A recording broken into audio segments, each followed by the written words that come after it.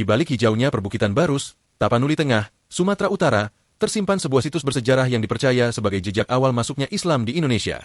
Namanya Makam Papan Tinggi, sebuah kompleks pemakaman kuno yang berdiri di atas ketinggian 153 meter di atas permukaan laut, dengan latar belakang indah panorama kota Barus dan hamparan Samudra Hindia.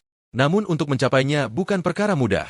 Pengunjung harus menapaki jalur menanjak dengan kemiringan hingga 45 derajat. Di tengah perjalanan, ada 744 anak tangga yang harus ditaklukkan satu persatu. Meski terasa melelahkan, setiap langkah seakan membawa kita semakin dekat dengan napaktila sejarah besar Nusantara. Di puncak bukit itulah terbaring Syekh Mahmud, ulama yang diakini masyarakat sebagai sahabat Rasulullah dan pembawa syiar Islam pertama di Barus. Makamnya sangat unik, panjang mencapai 9 meter dengan nisan setinggi 1,5 meter.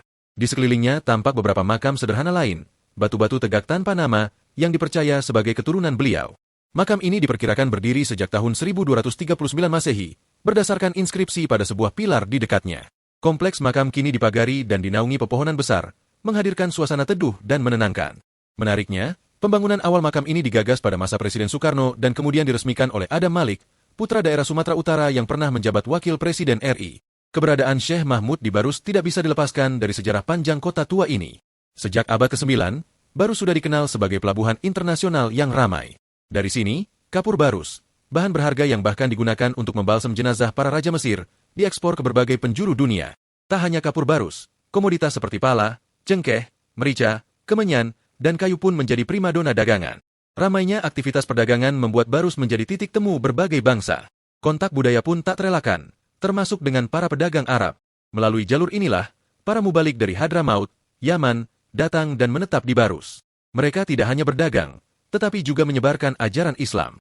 Syekh Mahmud diakini sebagai salah satu tokoh penting yang mengawali syiar Islam di bumi Nusantara. Kini, Makam Papan Tinggi bukan sekadar tempat peristirahatan seorang ulama besar, melainkan juga simbol sejarah. Di balik kesunyian dan teduhnya hutan yang mengelilinginya, situs ini menyimpan kisah awal masuknya Islam ke Indonesia, jauh sebelum kejayaan Samudra Pasai atau Malaka. Setiap pengunjung yang mendaki 744 tangga menuju puncak, sejatinya sedang menapaki jejak panjang perjalanan sejarah, sebuah perjalanan iman, perdagangan, dan peradaban yang lahir dari sebuah kota kecil bernama Barus.